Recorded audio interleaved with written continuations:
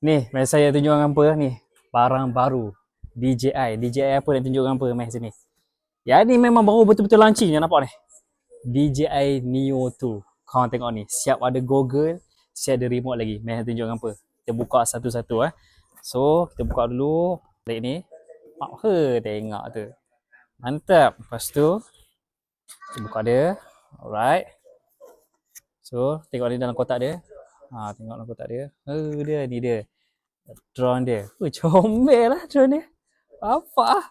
Okay, di drone dia. Okay, lagi kat dalam kotak ni kita tengok ada apa. Ni nampak dalam kotak ni. Tunjuk daripada atas. Okay. So, ni dia punya goggle. Kita tanya ni dulu.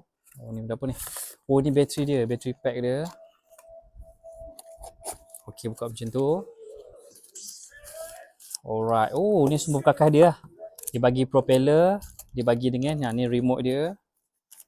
Kita buka propeller. Ni dia punya remote. Ni remote dia. Lepas tu sekali dengan dia punya ni lah.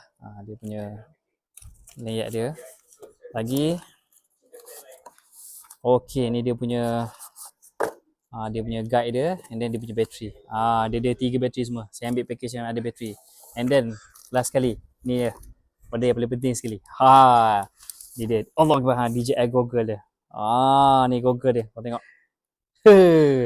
So kalau kau nak main drone ni, kena pakai Google ni untuk dia pusing-pusing. Nanti aku tunjuk korang macam mana nak guna dia, macam mana dia punya dia punya view daripada drone ni. Okay? Bye bye.